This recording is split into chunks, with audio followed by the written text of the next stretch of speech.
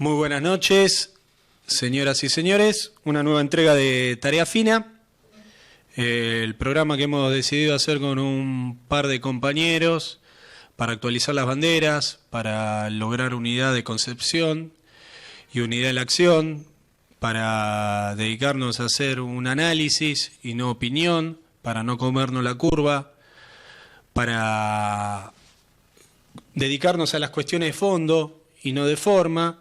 Y para eso en este programa decidimos titularlo, mejor dicho,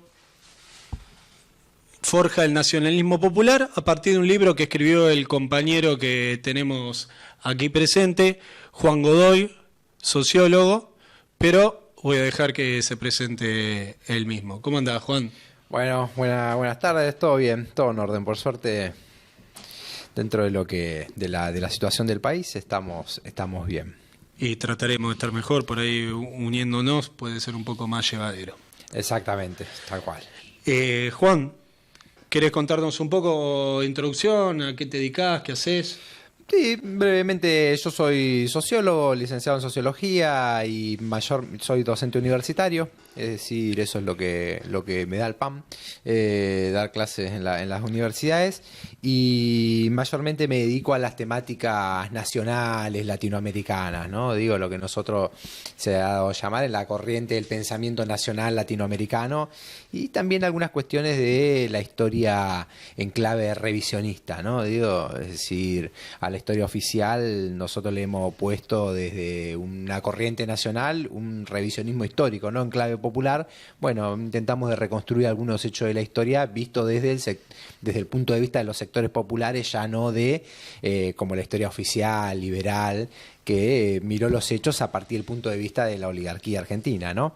Entonces, bueno, básicamente esas son las temáticas que elaburo. Muy bien. Justamente por eso te invitamos en el día de hoy, espero que sea la primera de muchas visitas, Juan. Nacionalismo popular. Creemos que una de las banderas a actualizar es justamente el nacionalismo cultural, la unidad regional. Para eso hay que tener un pensamiento propio, mirarlo con los propios ojos y no con ojos ajenos. Para eso se nos ocurrió hacer justamente el programa Nacionalismo Popular a partir de tu libro. ¿Cómo se forja en la actualidad? Tomando justamente tu libro, ¿cómo se forja el nacionalismo popular, cultural en la Argentina? No sé si querés empezar por la cronología histórica. Bueno, sí, yo creo que primeramente una cuestión que puede ser conceptual, podríamos decir nosotros, en qué entendemos por nacionalismo popular, ¿no? Uh-huh. Y ahí nosotros tenemos una diferenciación básica que debiéramos hacer, ¿no? Para comprender en dónde se enmarca el nacionalismo popular, que es una distinción entre el nacionalismo de los países opresores y el nacionalismo de los países oprimidos. Porque ahí tenemos dos vertientes bien diferentes de lo que es el nacionalismo, ¿no? Porque el nacionalismo de los países opresores, imperialistas, colonialistas y demás es un nacionalismo expansivo, un nacionalismo que avanza por sobre sus fronteras nacionales y procura dominar a otros países, ¿no? Podríamos decir nosotros, desde el punto de vista de los pueblos, es un nacionalismo negativo, le podríamos dar esa carga, ¿cierto? Uh-huh. Pero por otro lado, y muy diferente, es el nacionalismo de los países oprimidos, es decir, el nacionalismo de los países coloniales, semicoloniales, ¿no? La Argentina claramente es un país semicolonial, una colonia informal, podríamos caracterizarlo, después podemos caracterizar eso si quieren, pero un nacionalismo de un país oprimido, que es muy diferente porque este es un nacionalismo, si el otro es expansivo, este es un nacionalismo defensivo. El nacionalismo de un país oprimido lo que hace es levantar banderas nacionales ante el avance de la opresión extranjera, ¿no? Entonces ahí tenemos una diferenciación básica que nos puede llevar a analizar varios hechos históricos y ubicarnos bien políticamente, podríamos pensar nosotros, ¿no? Y dentro de ese nacionalismo de los países oprimidos se encuentra el nacionalismo popular, justamente, en contraposición a otro tipo de nacionalismo que ha tenido también bastante preeminencia y tiene aún hoy algunas adhesiones y demás, que es un nacionalismo que se puede caracterizar como oligárquico, ¿no? Es decir, dentro del nacionalismo de los países oprimidos nosotros debiéramos distinguir el nacionalismo elitista, oligárquico, del nacionalismo popular. El nacionalismo elitista, oligárquico es un nacionalismo que lo esboza la clase dominante. No es un nacionalismo que lo esboza una élite, si uno quiere, no necesariamente quizás la clase dominante, sino una élite. Es un nacionalismo elitista, un nacionalismo que levanta banderas nacionales, pero le tiene un poco de alergia al pueblo, podríamos decir nosotros, ¿no? Es un nacionalismo restauracionista, que mira al pasado, ¿no? Como para restaurar un pasado idílico, ¿no? Donde había más orden y demás. Muy diferente ese nacionalismo al nacionalismo de corte popular, porque el nacionalismo popular es el nacionalismo que esboza las masas populares, ¿no? Digo, claramente, no sé, el nacionalismo elitista sería el nacionalismo del golpe del 30 contra Hipólito Yrigoyen, ¿no? Unos tipos que levantaban banderas nacionales, pero con una visión elitista. De lo que no le gustaba a Yrigoyen era ciertos rasgos populares que tenía, ¿no? Como caudillo y demás, ¿no? Diferente, el nacionalismo popular, insisto, sería el peronismo, por ejemplo, claramente, ¿no? Un nacionalismo que lo hacen las masas populares. Hay algo que no se puede negar, es que el peronismo tiene raíz nacional y esa raíz nacional arraiga en el pueblo, ¿no? Simbolicemos, ¿no? El subsuelo de la patria sublevado el 17 de octubre, ¿no? ¿Qué te llevó a escribir ese libro? El libro que básicamente habla de Forja, una agrupación, muy brevemente, ¿no? Sí. Por si alguno no está tan en tema, Forja, una agrupación de mediados de la década del 30, como un desprendimiento del radicalismo irigoyenista, ¿no? Y esta agrupación va a actuar como un eje entre el radicalismo irigoyenista, de corte más nacional, de corte más popular, con el peronismo, ¿no? Ya ahí sí, con una profundización de lo nacional y una profundización también de lo popular, ¿cierto? Lo que me lleva a tomar la historia de Forja es que había una suerte de vacío en la historiografía. No digo que no hubiera escritos de Forja, porque había varios escritos, había un textito de Jauretche, Forja y la década infame, ¿no? Que hacía un poquito la historia de Forja y recopilaba algunos documentos. Había un texto de Miguel Ángel Sena, también muy bueno, Forja, una aventura argentina. Sobre todo la figura de Norberto Galazo había rescatado Forja en los libros de las biografías de Scalabrini, Ortiz y de Jauretche, pero ahí que aparecía de todas formas, ya hacía muchos años no se editaba nada sobre Forja, ¿no? Digo, entonces, una agrupación que en plena década infame había tenido mucha importancia, me parecía importante traerla al presente. Digo, Forja para pensar el presente. A mí lo que me interesaba era que muchos de los contenidos que analiza, muchas de las ideas que trae esta agrupación, son ideas que son absolutamente actuales, digo, ¿no? Es decir, en Forja nosotros podemos encontrar respuestas a las problemáticas actuales, digo, ¿no? Es decir, no solamente para pensar el pasado, para ver la historia, una cuestión de regocijarse, de ombliguismo intelectual, sino es encontrar ahí puntales donde poder asentar, pensar el presente, ¿no? Y lo del nacionalismo ahí aparece como fundamental, ¿no? No sé si llama la atención, pero por lo menos creemos firmemente que uno de los deberes del campo intelectual que trabaja el campo nacional y popular debería ser cómo llegar a la actualidad todas esas ideas, cómo puede servir en la práctica todas estas ideas, no regocijarse en una cuestión solo intelectual o del pasado, sino cómo encontrarle respuesta a los problemas actuales, que sirva para algo. Tal cual, no, para eso digo, uno desde la militancia, además, desde el lugar que le toca, revisa los hechos del pasado para encontrar respuestas al presente y forma de orientarse, ¿no? Esto de la autoafirmación que hace Forja del nacionalismo, ¿no? De la cuestión nacional, es fundamental por una cuestión que si hay algo que se ha dado, que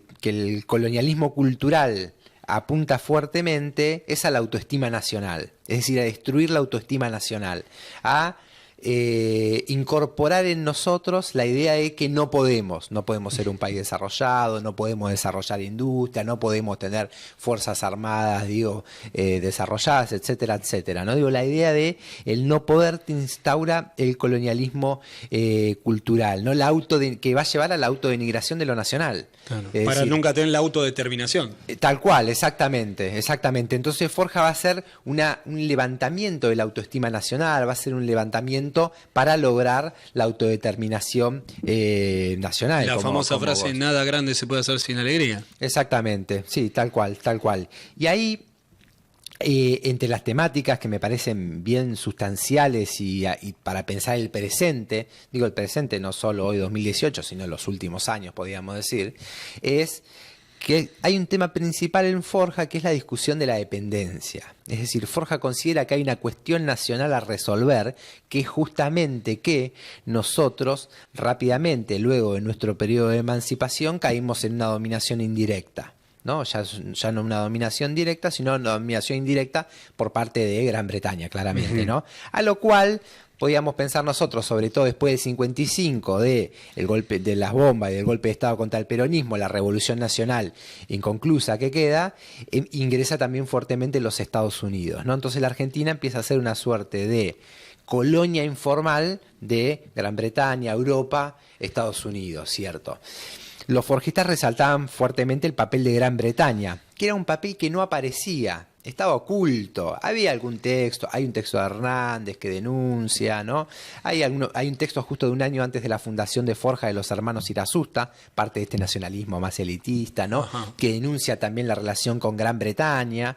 Ahora bien, Forja es la primera denuncia fuerte, profunda y sistematizada del accionar del imperialismo británico en la Argentina. Es decir, ponen sobre la mesa que éramos una semicolonia británica, porque había muchos, como decía Jauretche, que le comían el ala al águila norteamericana. Pero en realidad Estados Unidos todavía no había ingresado aquí. Para la década del 30. Exactamente. Lo que éramos una... Y denunciar el imperialismo británico ocultaba muchas veces la no denuncia del imperialismo británico. Entonces estos tipos ponen sobre la mesa eso. Y poner sobre la mesa eso es poner sobre la mesa nuestra condición dependiente. Es decir, que nosotros tenemos una estructura económica que no responde a nuestro interés, sino que responde al interés extranjero, ¿no? Claramente ellos van a empezar a ver los ferrocarriles trazados en abanico al puerto de Buenos Aires, ¿no? Es decir, unos ferrocarriles trazados bajo injerencia británica y trazados para que seamos un país que siempre esté en el primitivismo agropecuario, ¿no?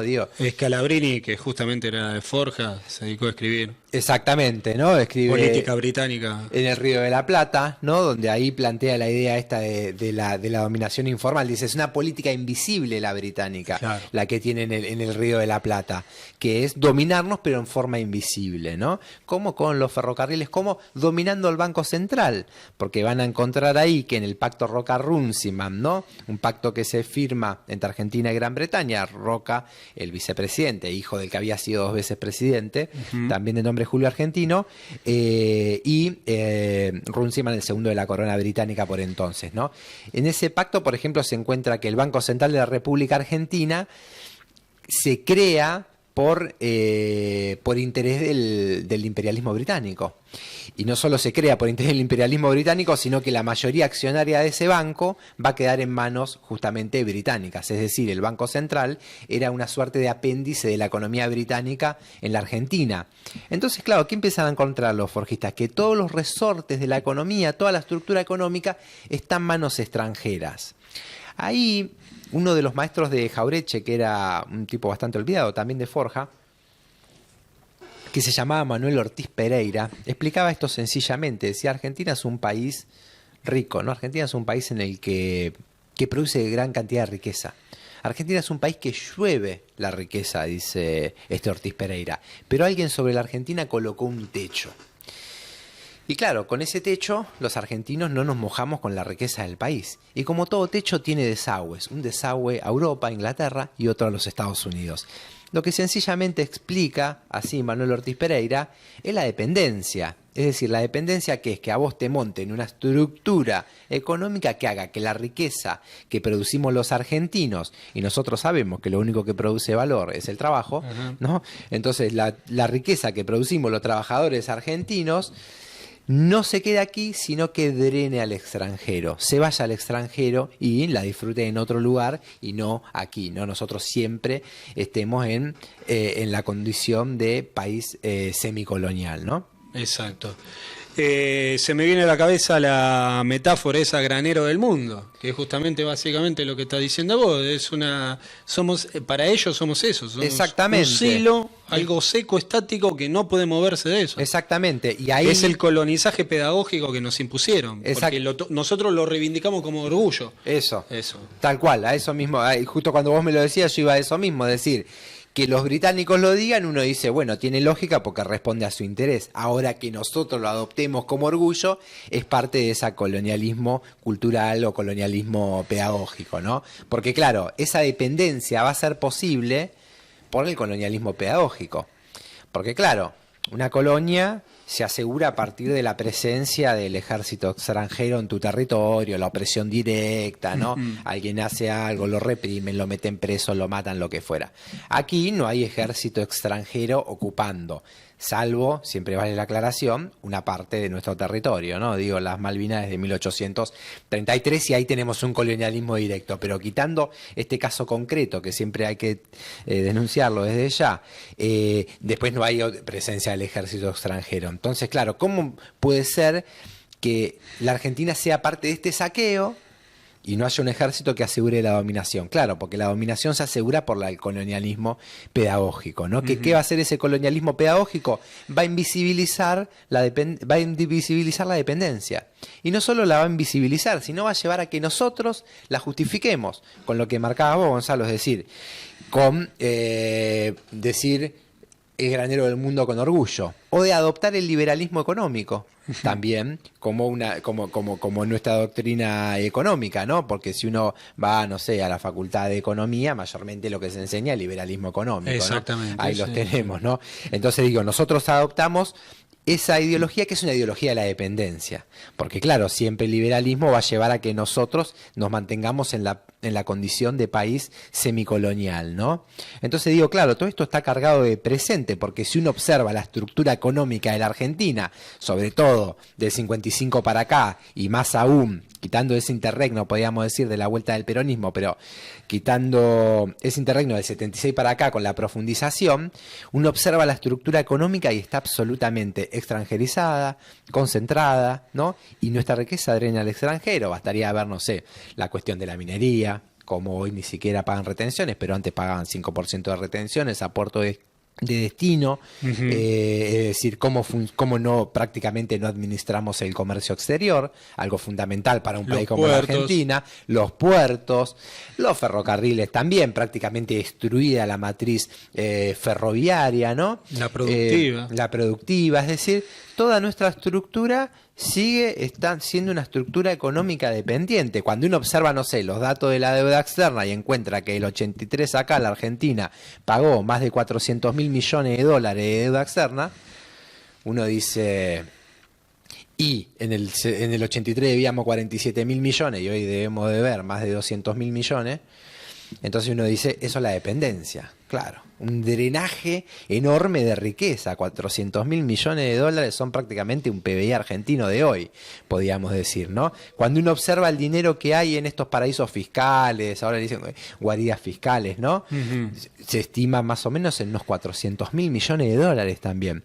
¿Qué es eso? Riqueza argentina generada por los trabajadores argentinos que se levantan temprano, que van a trabajar, que trabajan en cualquier horario, que trabajan muchas horas en condiciones precarias, que drena al extranjero. Se va al extranjero, ¿no? Y vale aclarar, el 70% de esos paraísos fiscales está en manos, porque bueno, está en Islas Seychelles, acá, allá, pero el 70% tiene acento en ¿dónde? En Londres, ¿no? Que es la financiera del mundo, el capitalismo anglosajón. Es tal cual, eso es la dependencia más cruda, ¿no? Entonces digo, nosotros seguimos siendo un país primitivamente agropecuario, hoy también podríamos decir nosotros, vinculado mucho a la cuestión también financiera, ¿no? Sí.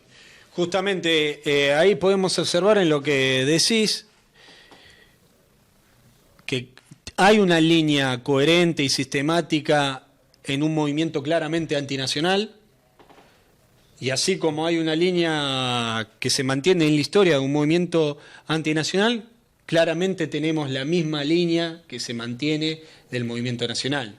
Sí, sí, exactamente, ¿no? Dos grandes vertientes, podríamos decir nosotros, la vertiente nacional o la vertiente colonial o antinacional, ¿no? Digo, de cualquiera de las dos formas la podríamos nombrar, ¿no? La vertiente colonial, que fuertemente es una vertiente elitista, es una vertiente eurocentrista, claramente, ¿no? Porque denigra todo lo propio, ¿no? ¿Por qué? Porque piensa en los términos sarmientinos, piensa en términos de civilización y barbarie, es decir, todo lo propio es bárbaro, todo lo ajeno es civilizado, ¿no? Es decir, entonces el pensamiento colonial anida en esa dicotomía, digo, ¿no? Y el pensamiento nacional busca romper esa dicotomía, busca reivindicar lo propio, busca reivindicar lo nacional, busca crear un pensamiento propio, una voz clara, nuestra, ¿sí? Busca entonces romper con esa civilización barbarie, pensar en función de los intereses de la nación, sí. Porque el pensamiento colonial no piensa en función de los intereses de la nación, sino que piensa, planifica y justifica el orden dependiente, sí. ¿No? Y no es que eso es solo una élite, sino que está conformado principalmente el colonialismo pedagógico y el pensamiento colonial por sectores intermedios, ¿no? Que son los que están más penetrados por la colonización pedagógica, ¿no? Es decir, por eso Hernández ya decía, mejor que saber muchas cosas es saber cosas buenas. Ese es una suerte de manifiesto contra el colonialismo cultural, ¿no? Porque Jauretche después dice, bueno, claro, los sectores populares muchas veces tienen una ventaja para con los sectores medios, que es que no tienen que desaprender nada, porque los sectores medios aprendieron cosas que son pensamiento colonial, y el pensamiento colonial es un pensamiento contra nosotros mismos, ¿no? Y en el pensamiento colonial tenemos diferentes vertientes, donde podríamos incluir... si nosotros tomáramos de qué matriz viene la corriente del progresismo, por ejemplo, viene más de una matriz colonial que de una matriz nacional, ¿cierto? O sea, está más en esa lógica de pensamiento, ¿no? De denigración de lo propio, ¿no? De fuertemente colonizado culturalmente, pensando más en Europa de acá, ¿no? Es decir, no sé, podríamos decir, sabe más de la Revolución Francesa que de la Revolución Haitiana, ¿no? Exacto. O no sé, en estos días pululaba una frase tipo, es preferible un mayo francés a un julio argentino, ¿no? Es decir, ahí manifiesta un colonialismo cultural fuerte que siempre anidó en nosotros en Francia, Inglaterra, ¿no? Digo, ese colonialismo cultural que es parte fuertemente el progresismo, ¿no? También podíamos tomar nosotros de esa matriz el antimilitarismo abstracto. Exactamente. ¿No? Porque digo, han mamado de esa misma idea que venía de la izquierda antinacional, colonial que tuvimos a lo largo de nuestra historia, es decir, todo lo que proviene de las Fuerzas Armadas es negativo, ¿no? Cuando en realidad cualquier revisión de la historia latinoamericana va a mostrar que eso no es así, y de nuestra historia también. Nosotros claramente tuvimos a lo largo de nuestra historia dos vertientes, una vertiente nacional y una antinacional también, ¿no? De San Martín, tuvimos Mosconi, Sabio, Perón, Luis Ernesto Vicat, qué sé yo, tuvimos una cantidad de militares nacionales y después también antinacionales, como, qué sé yo, Mitre, Aramburu, Videla, etcétera. La línea liberal, ¿no? Y la línea nacional. Exactamente, sí. Las dos líneas se dan, pero el pensamiento colonial lleva al antimilitarismo abstracto, es decir, nada bueno puede venir de las Fuerzas Armadas, y eso en un país como el nuestro termina siendo suicida. Sí. ¿Por qué? Porque primeramente nosotros no tenemos una burguesía nacional fuerte, ¿no? No tenemos una burguesía nacional robusta como fue en Europa, que desarrollaron las fuerzas productivas, no tiraron abajo el feudalismo, desarrollaron el capitalismo y demás. Aquí eso no sucede, digo, ¿no? Aquí la clase dominante es la oligarquía argentina, que es una clase parasitaria, y la burguesía es una clase que Jauretche la define como medio pelo en su libro. Es decir, quiere ser oligarquía, pero no puede, ¿no? Quiere ser oligarquía y y no puede. Entonces muchas veces, y sobre todo en la Argentina, el desarrollo industrial en América Latina habría que ver también, viene de la mano de las Fuerzas Armadas, que actúa una suerte como clase de reemplazo, ¿no?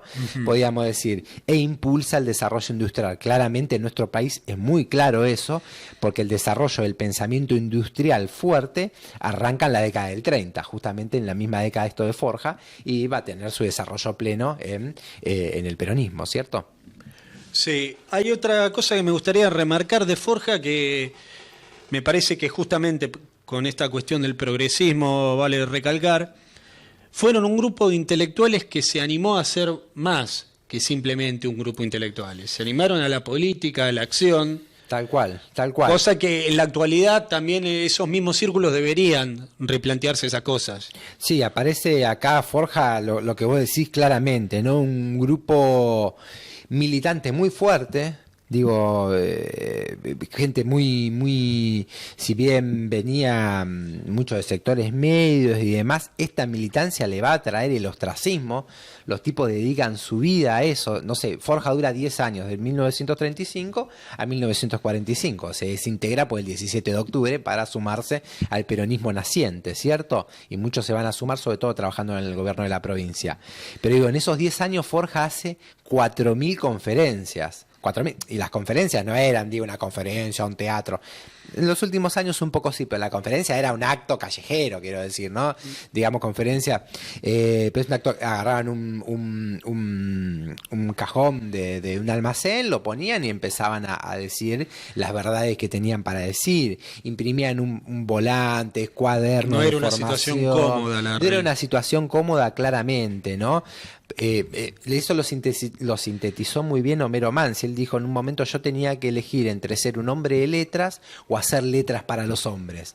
Y Mansi dice, claro, elige el camino de hacer letras para los hombres, pero hacer letras para los hombres significa el ostracismo, porque queda fuera del núcleo cultural, digamos, porque el núcleo cultural solo premia a los frutos que vienen del pensamiento colonial. Entonces, si vos te corres de eso, quedás fuera. Es decir, hoy podríamos decir, no vas a salir en la revista Eñe, que no sé si sigue existiendo, o en la revista dominical del diario La Nación, por ejemplo. Y no me animo a decir otros ejemplos. Y otros ejemplos también, exactamente, tal cual, más propios, digamos, del campo nacional también. No vas a salir ahí. Caja abierta. Sino, claro, sino vas de la mano del pensamiento colonial, ¿no? Si no respondés más a esa lógica que al pensamiento nacional. Se ve claramente la figura de Scalabrini Ortiz. Ajá. En el ostracismo total. Scalabrini encima tenía como 5 pibes. Y Scalabrini, que había escrito 2 de los libros más importantes de la historiografía argentina, Historia de los ferrocarriles argentinos y Política británica en el Río de la Plata, ese es el tipo que devela el accionar del imperialismo británico en la Argentina, devela que somos una colonia informal. Esos 2 libros los escriben en el mismo año, el año 40, con un libro militante, incluso Política británica en el Río de la Plata, lo va editando Historia de los ferrocarriles, lo va editando en una revista, capítulo a capítulo, y cuando termina de editarlo le va pidiendo siempre 1000 ejemplares más de la revista al tipo que edita la revista. ¿Qué hizo al final? Le sacó todos los capítulos, le puso una tapa, y esa es la primera edición de Historia de los ferrocarriles argentinos. Es decir, impulso militante el del tipo, ¿no? Lo saca con un sello que es Reconquista, que no era ni una editorial, era un sello que tenía él. El año 42 Scalabrini Ortiz saca un ofrecido en el periódico, ¿no? Ahora eso no es tan común, pero bueno, se ofrece. Podrían imitarlo varios. O sea, se puso las pilas, no tenía mucho. Exactamente. La pienso bien, la hago. Exactamente, o sea, el tipo se dedica toda su vida a eso. Y no es fácil, primero porque los británicos van a hacer lo imposible para destruirlo. Primero lo intentan, obviamente, de comprar con dinero y demás, a lo cual Scalabrini, un tipo muy íntegro, rechaza, y después es el ostracismo absoluto. En el año 42, insisto, saca una ofreció en el diario que dice, Raúl Scalabrini Ortiz dice agrimensor, porque era agrimensor él, agrimensor, dice escritor de varias obras, etcétera, etcétera, se ofrece para cualquier trabajo, dice él. Es decir, estaba en la lona el tipo, porque a eso llevaba esta militancia, insisto, forjista. Era tipos que no estaban, viendo si tomaban un cargo, si no, estaban intentando discutir la patria y de develar las cuestiones fundamentales para poder poner sobre la mesa de discusión las temáticas centrales, ¿no?, que hay que discutir, ¿no? Cuando hoy se discuten varios temas que mayormente lo único que hacen es llevar a discutir temáticas secundarias, ¿no? Podríamos decir, que quizás haya que discutirlas, no dice que no, pero las formas, claro, tal cual, es decir, nosotros los forjistas claramente van a decir, digamos, si nosotros queremos tener la madre de todas las batallas, digamos, es la dependencia, porque de ese problema viene todo lo demás, podríamos decir, ¿no? Y dentro de esa dependencia, bueno, vos podés discutir la concentración, la extranjerización de la economía, la concentración de la riqueza, pero esas son las temáticas centrales. ¿Quién tiene los sectores estratégicos? ¿Quién tiene el petróleo? ¿Cómo se desarrolla la industria naval, ¿no? Los ferrocarriles. Sistematizaron eso. Exactamente. Es muy interesante eso como dijimos antes, núcleo intelectual que se animó a hacer más que eso, se la jugó, sí, hizo política, hizo acción, sistematizó ese conocimiento y después tuvo la grandeza política de sumarse a otro movimiento que no era el suyo. Tal cual. Y ese punto que marcás es absolutamente significativo. Porque forja una agrupación que ya para la década del 40 empieza a ser un poco más robusta, sobre todo cuando ya se desprenden del radicalismo directamente. Del 35 al 40 vos para ser afiliado forjista tenías que ser afiliado radical, pero claro, el radicalismo ya estaba absolutamente entregado, jugaba la década infame y demás, entonces levantan eso y ahí empieza a entrar mucha más militancia, ¿no? Las similitudes con la actualidad. Tal cual, ¿no? Porque Jauretche ahí se junta con un tipo y le dice, bueno, nosotros tenemos esto de ser radical. El tema es que los jóvenes, el único radicalismo que conocen es el radicalismo de Alvear, que era un radicalismo elitista, ¿no? Alvear era dentro de los sectores del radicalismo, era el sector galerita, ¿no? Lo más careta que hay, la avenida más lujosa de la capital federal es Alvear. Exactamente, ¿no? Y tenía un palacete en Mar del Plata. El tipo cuando Irigoyen lo pone de candidato a presidente, el tipo no participa de la campaña, está en Francia. ¿No? Que andaba persiguiendo a una soprano, ¿no? Las mujeres que cantan, que después, bueno, la termina ahí conquistando, qué sé yo, que es Regina Pacini. Pero cuestión, un tipo totalmente elitista, nada que ver con estas cuestiones. Por ejemplo, pongo un ejemplo. Irigoyen había eliminado que los ingenios azucareros, los diferentes ingenios, tabacales y demás pagaban en bonos, algo que todavía sigue pasando en la Argentina, que te pagan en un bono que vos lo cambiás en una despensa, ¿no? A veces eso incluso pasa en los supermercados grandes, ¿no? Que a los pibes le pagan una parte del salario en plata y otra parte se lo pagan en un ticket. Claro, que les sirve para comprar en el supermercado en donde trabaja, ¿no? Como a los gauchos, todavía no superamos esa época. Entonces Irigoyen eso en su momento lo había eliminado y Alvear cuando es presidente lo reintroduce. Entonces uno ve ahí, Irigoyen había puesto de ministros a gente más de una vertiente más popular, por ejemplo, ministro de Educación, un tipo que era maestro. Irigoyen, no, Alvear empezó a poner de nuevo toda la misma casta elitista de ministros y demás, ¿no? Entonces Jauretche dice, el único radicalismo que conocen los jóvenes es el de Alvear, entonces levantan eso y empieza a crecer más en gente. Pero el 17 de octubre, cuando sucede eso, tienen esa grandeza que es inédito quizás en la historia, que una agrupación que ya tenía siempre se desintegra directamente. No es que como agrupación van a negociar, podríamos decir. Claro. Que podría haber sido tal lógica, como agrupación vamos, negociamos. Nos quedamos con los cargos del futuro gobierno. Tal cual, nos desintegramos y dejamos en libertad de acción a nuestros militantes para que mayormente nosotros decimos se sumen al peronismo naciente. ¿Por qué? Porque el peronismo levanta muchas de las banderas que son las banderas que nosotros levantamos a lo largo de estos 10 años, pero nosotros no la podemos hacer triunfar. Porque si bien crecimos, todos somos un grupo reducido. Estos tipos sí la pueden hacer triunfar. Entonces nos vamos a sumar a ese movimiento. Y era claro que las tres banderas del peronismo habían luchado los forjistas. ¿Por qué? Porque incluso con los mismos nombres, ¿no? Independencia económica, soberanía, aparece en varios de los volantes de Forja, aparecen en varias de las conferencias de la agrupación Las Tres Banderas del Peronismo. Por eso, insisto, Forja actúa como un eje entre el irigoyenismo y el peronismo, y en ese intermedio profundiza las banderas del irigoyenismo. Por eso en un momento directamente rompen con el radicalismo, porque si había algo que no había discutido Irigoyen, era la cuestión del desarrollo industrial. Exacto. ¿No? Es decir, Irigoyen era una mentalidad, algunos dicen, del siglo XIX, ¿no? Es decir, pensaba en el país agropecuario. Pensaba en el país agropecuario, no el desarrollo industrial ni nada. Forja empieza a plantear la dependencia, y la dependencia te lleva a plantear la necesidad del desarrollo industrial. Porque si sos un país agroexportador, nunca vas a ser un país, o muy difícilmente seas un país plenamente soberano, ¿no? Podríamos decir, ¿no?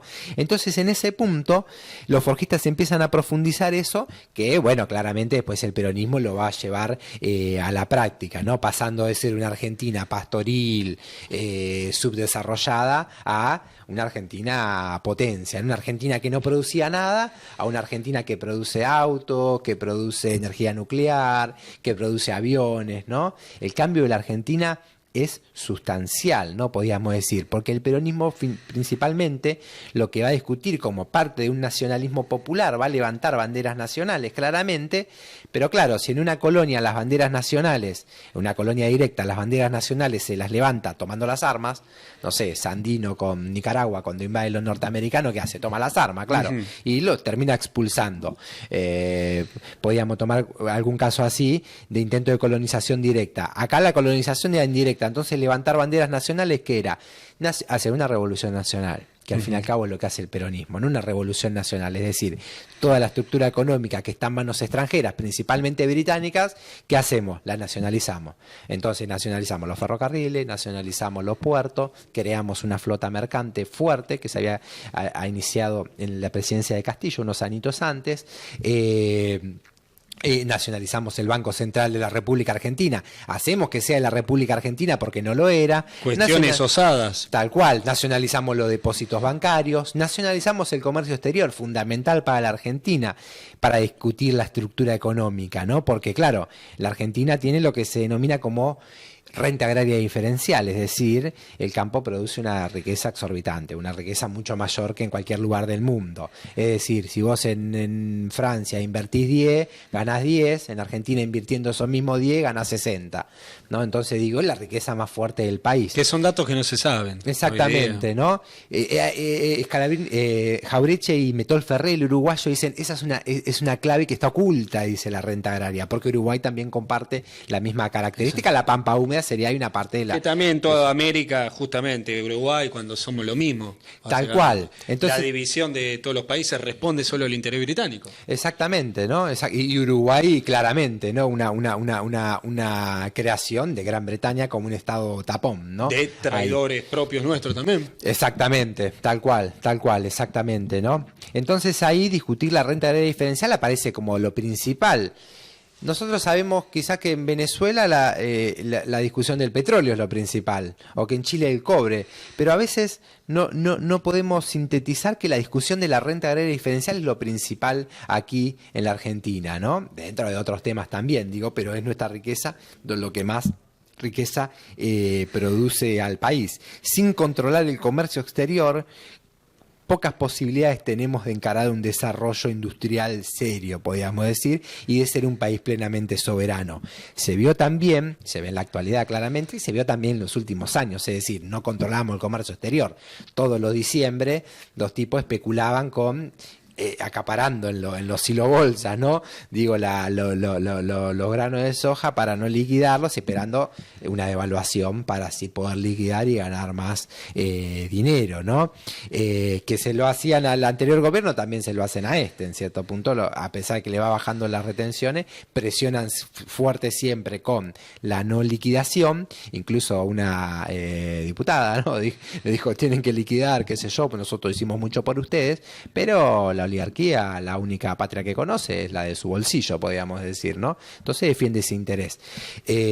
Insisto, sin controlar el comercio exterior, difícilmente se pueda encarar un proceso de soberanía política, de independencia económica. Tener una agenda propia. tener una agenda propia, tal cual.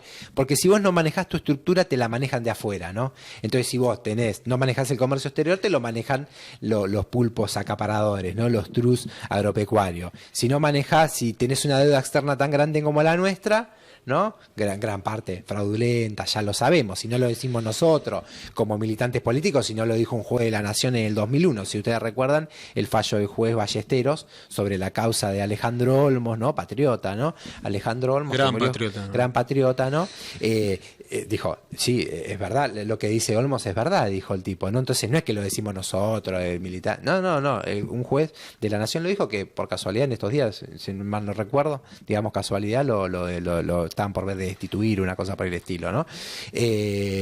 Entonces, si nosotros tenemos una deuda tan grande, difícilmente podamos encarar un proceso fuerte de independencia económica, de soberanía política, porque nosotros sabemos cómo funcionan esos organismos multilaterales de crédito, ¿cierto? Funcionan a partir de, o sea, no es que te prestan dinero para que vos te desarrolles, sino te prestan dinero para encadenarte, ¿no? Exactamente. Y aparece en los forjistas también eso, la idea de la deuda como un mecanismo de encadenamiento, dicen ellos, ¿no? O sea, la deuda, claro, es un mecanismo de encadenamiento, ¿cierto? Que aparece en los países como los nuestros, países que está hecha para no pagarse. Está hecha para no pagar. Pero algún día te van a venir a cobrar. Exactamente, ¿no? Deudores seriales seríamos. Exactamente. Hemos sido pagadores seriales. Ya hemos sido pagadores seriales, tal cual. Que eso también viene a colación un poco de que estaría bueno replantearse esto en pensamiento forjista, nacionalismo cultural o popular, para repensar la actualidad y ver cuáles son los puntos altos en la actualidad del movimiento nacional y los puntos bajos. Haber llegado a esas onceras de pagadores seriales. Tal cual. O que era bueno que en ese periodo los bancos fueran los que más habían ganado, ¿no? Uh-huh. Si nosotros decimos qué bueno que los bancos hayan sido los que más riqueza hayan ganado, era porque evidentemente había una matriz muy ligada a lo financiero y no a lo industrial.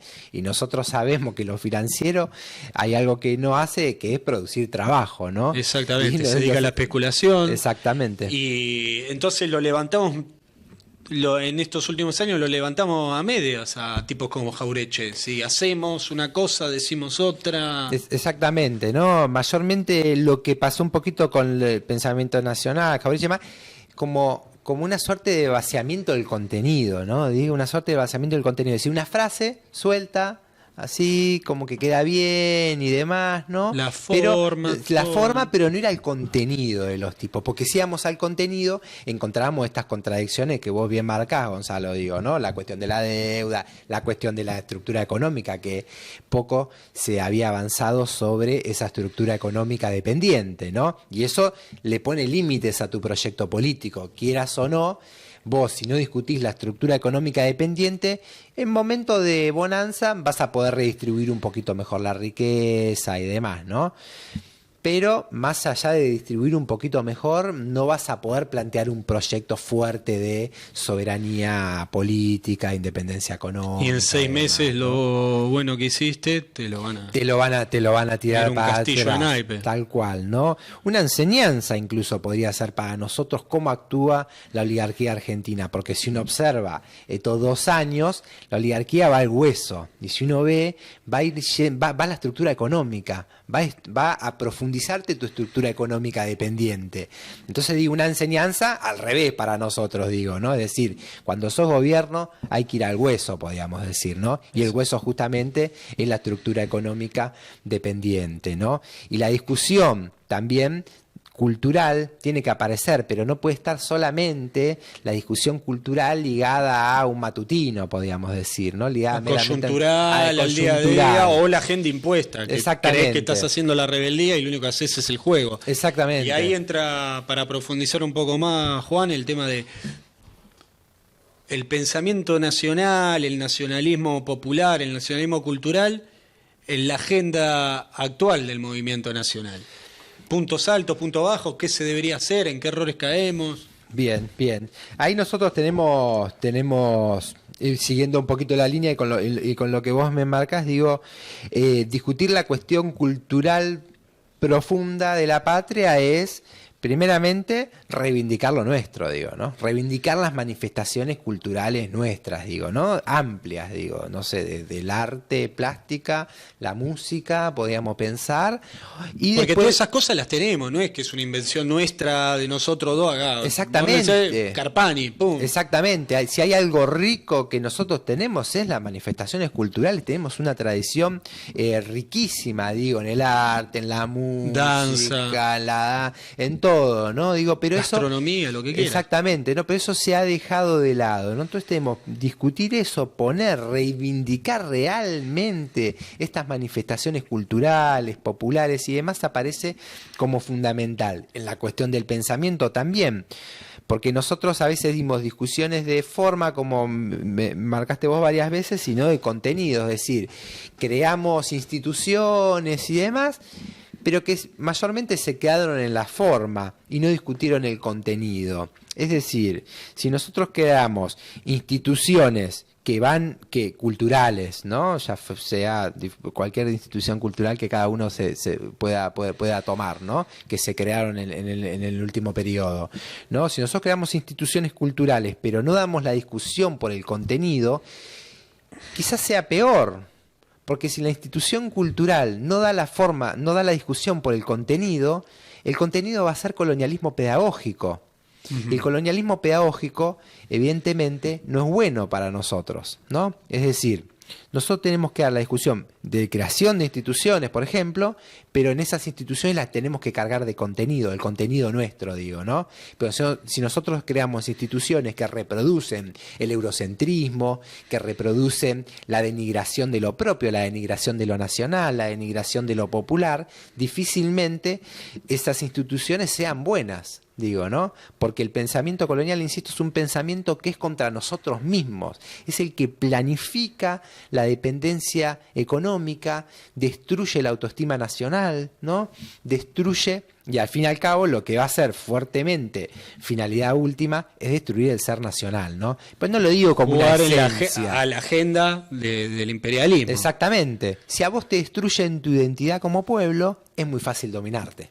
Exactamente. Porque la red de contención, ¿cuál es el nacionalismo popular? Levantar banderas nacionales. Y las banderas nacionales, ¿qué son? Nosotros tenemos una identidad, tenemos una cultura, somos una comunidad nacional autónoma. Vos no podés venir a decirnos lo que nosotros tenemos que hacer. Por explicarlo sencillamente, quiero decir, ¿no? Es decir, entonces ahí aparece como fundamental la profundización del nacionalismo en la cultura. Pero insisto, después también podemos discutir los matutinos, los diarios, lo que fuera, hay que discutir la concentración, mediática. Y esto no es atacando tampoco a los compañeros, es exactamente repensar algunas cosas. Démonos el espacio para encontrarnos y discutir algunas cosas. Tal cual, profundizar esas cuestiones, ¿no? Porque la idea nuestra es si nosotros vamos a volver si el pueblo argentino va a confiar en que volvamos a conducir los destinos de la patria a un movimiento nacional, ¿no? El movimiento nacional en sentido amplio, por lo menos pensándolo, nos debemos a profundizar mucho de los aspectos que no profundizamos, ¿no? Digo, porque nosotros tenemos que poner sobre la mesa que es la primera vez que un movimiento nacional es derrotado en las urnas directamente, ¿no? Digo, siempre, o sea, que un proyecto plenamente oligárquico haya llevado por las urnas nos tiene que llamar a repensar muchas de nuestras cuestiones, pero no como una cuestión de autoflagelamiento diciendo que estuvo todo mal, ¿no? Por eso estamos discutiendo y estamos reivindicando varias de las cuestiones, pero digo, discutir las cuestiones que hay que profundizar, que no nos tienen que llevar a que no volvamos a perder los destinos de la patria como los perdimos, ¿no? Porque en esto de perder los destinos de la patria se está jugando la patria misma, podríamos decir. El destino, ¿no? El futuro. El destino, el futuro de las próximas generaciones. Si no tenemos presente, no podemos de ninguna manera tener futuro. Exactamente, ¿no? Este gobierno absolutamente entreguista, prácticamente una administración colonial es lo que tenemos, ¿no? Si nosotros tomamos causa Malvinas, se ve absolutamente la entrega absoluta al imperialismo británico, ¿no? Entonces, si nosotros... Y levantamos cualquier bandera Exactamente. La militancia levanta cualquier bandera, menos, por ejemplo, Malvinas no se levanta. Se levanta cualquier otra que responde a la agenda extranjera y no a la nacional. Y Malvinas también se podría tomar y ver en qué medida nosotros reivindicamos la causa Malvinas y cómo había mucho también del progresismo y del pensamiento colonial ahí. Es decir, esta idea de Malvinas tipo de la autodenigración, ¿no? Es decir, los chicos de la guerra, los pobres chicos, la penurias, ¿no? En lugar de la gesta, digo, ¿no? La reivindicación profunda de esa causa. El popular, tal la cual. Gesta popular. Y aparece también, y retomo un poquito ahí, para hacer una relación, aparece en Forja Malvinas, y es interesante porque ellos dicen, Malvinas, ellos en enero, si nosotros recordamos, en 1833 la ocupación es en enero, los primeros días de enero, la ocupación británica, en los eneros Forja hacía una conmemoración, y decía, Malvinas tiene que servir para poner en evidencia la carencia o la dependencia y la carencia de una soberanía plena, ¿no? Es decir, Malvinas tiene que servir como un puntal para asentar la conciencia nacional, porque no es casual que la causa Malvinas quede fuera. ¿Por qué? Porque es una causa que demuestra la lesión de la soberanía nacional.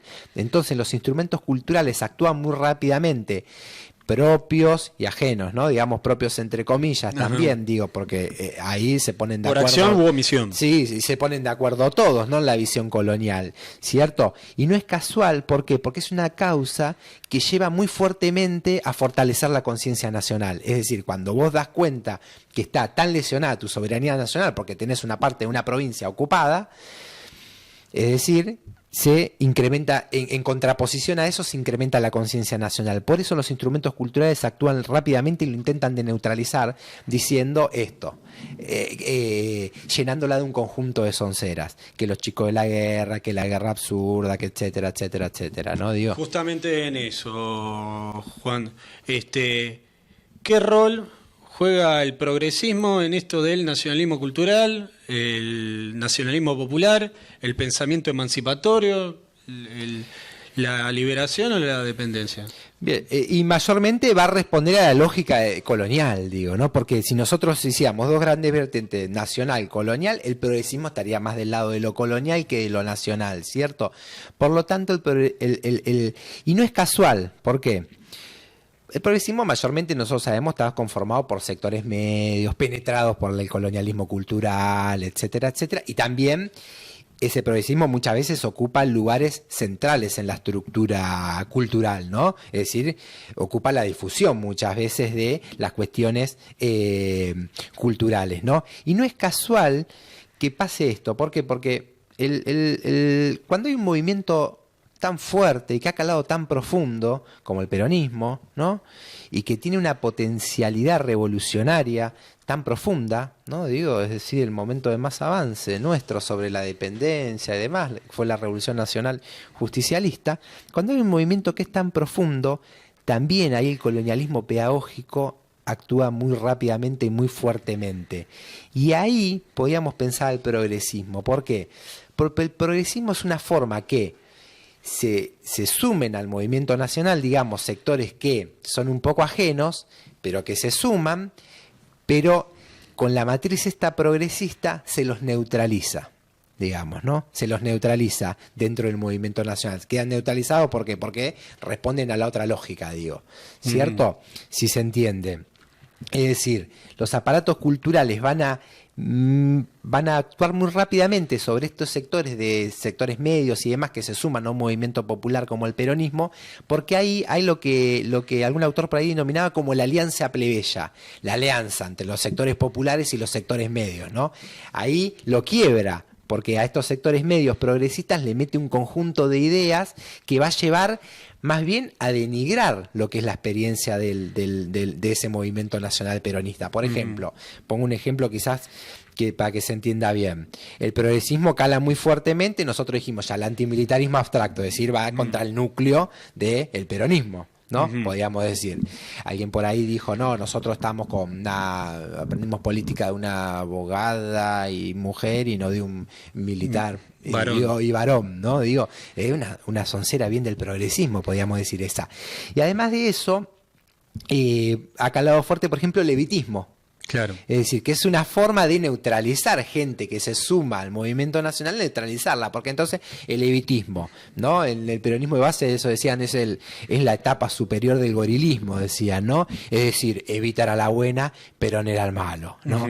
Evita era revolucionaria y Perón en realidad era conservador, porque al fin y al cabo era militar y los militares son conservadores, etcétera, etcétera, ¿no? Es decir, vaciar de contenido al peronismo, podríamos decir, ¿no? Entonces, Perón no en algún momento tuvo, pero después el tercer Perón volvió fascista, sí, ¿no? Y es no sé qué, ¿no? Entonces uno dice, esas cuestiones, insisto, son una forma de gente que se suma al movimiento nacional, en cierto punto neutralizar la potencialidad que podría tener si se suma al movimiento nacional en la reivindicación de una posición nacional que discuta las cuestiones fundamentales de la patria y entienda que el peronismo no fue algo, el fascismo, el nazismo, ¿no? Digo, ese conjunto de cuestiones que aparece, un tipo que vino a parar la revolución, pero en realidad, insisto, evita la revolución, no, sino que el peronismo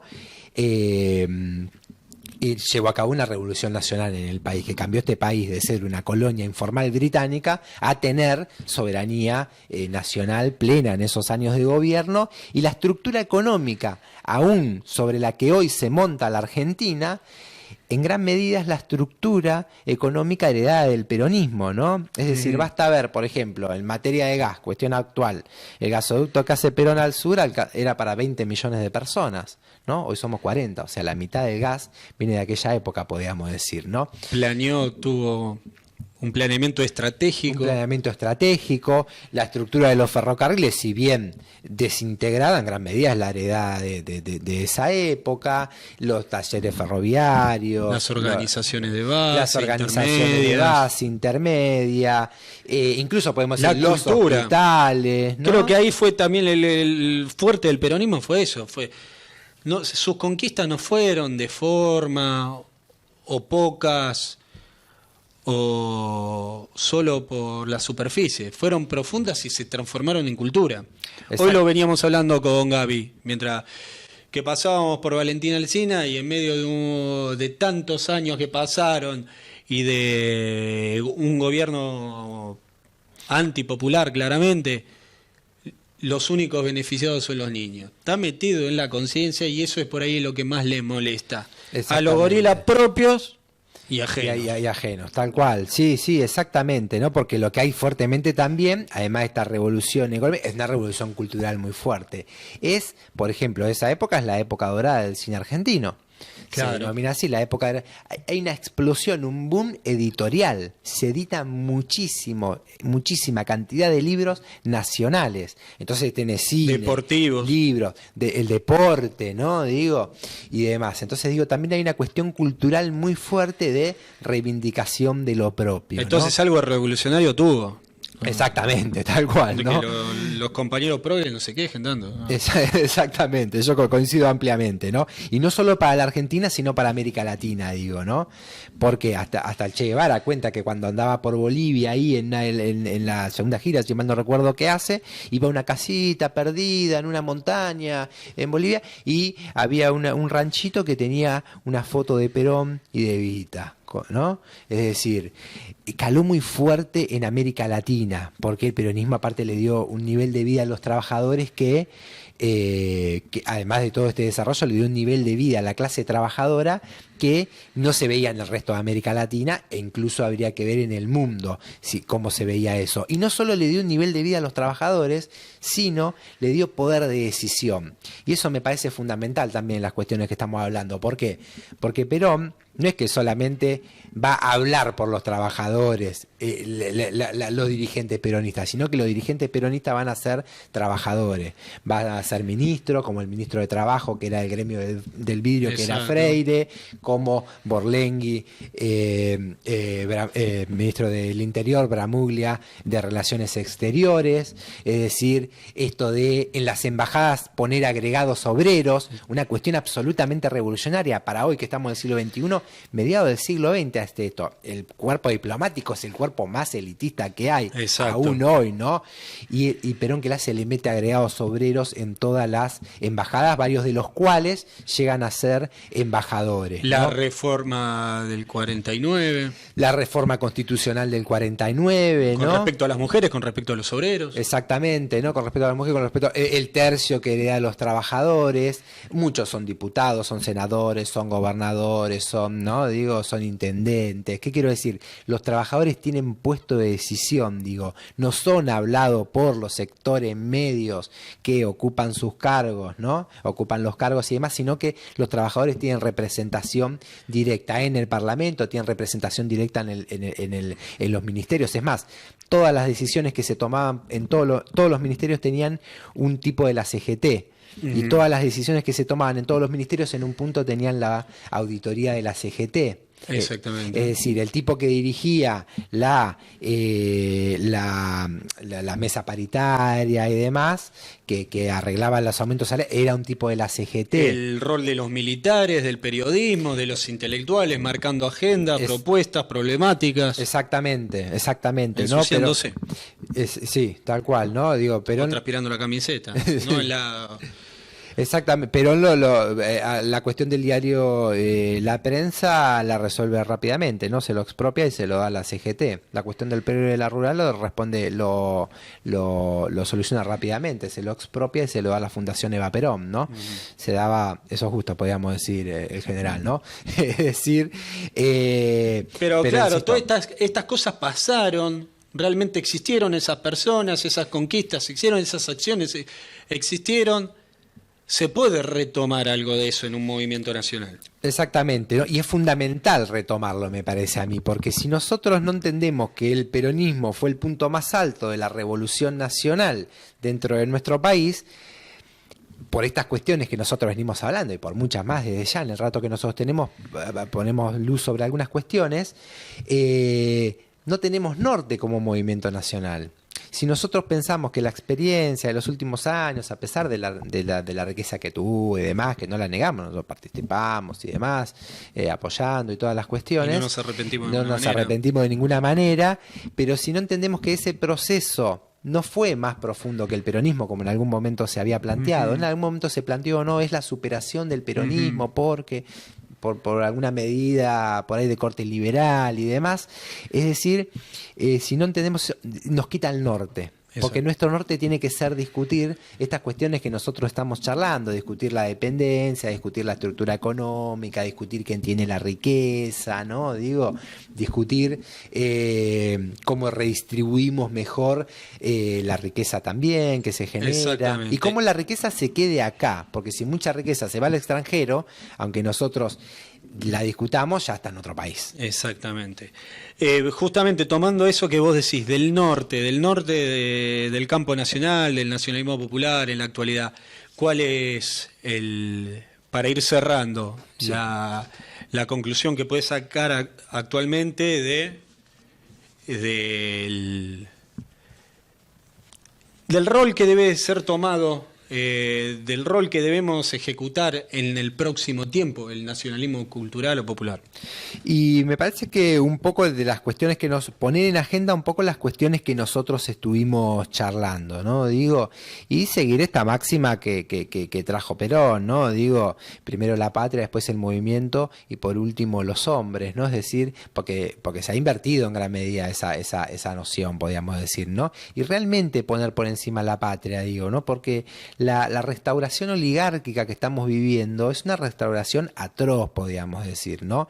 Que nos está llevando a perder gran parte del siglo XXI, ¿no? Es decir, tranquilamente nosotros podemos estar perdiendo con esta administración que tenemos, más aún si esto continúa, podemos estar perdiendo la mitad del siglo XXI, ¿no? Podemos perder la mitad del siglo XXI y eso es gravísimo, porque son varias generaciones que nosotros vamos a perder, digo, y acá se pone en juego la patria misma, digo, ¿no? Entonces, a partir me parece, de esta noción, entender la necesidad de que cada uno, desde lo que le toque, con la humildad suficiente, entienda la necesidad de construir un frente nacional, podríamos decir, lo más amplio posible para derrotar a este proyecto neocolonial que nos está gobernando, ¿cierto? Digo, ese debiera ser el norte, y para eso nosotros tenemos el nacionalismo popular, ¿no? Una enorme caja de herramientas. Tal cual, esa enorme caja de herramientas que es el nacionalismo popular, muchas de las cuestiones que tratamos nosotros, y la expresión más alta del nacionalismo popular, no solo en la Argentina, sino en América Latina, fue el peronismo, claramente, ¿no? Muy bien, creo que con eso lo dijiste todo, Juan. Te agradezco mucho la presencia, esperamos que nuevamente que sea la primera de muchas. Bueno, agradezco a ustedes la invitación y esperemos que sea la primera de muchas. Así que un saludo, gente, nos vemos la próxima.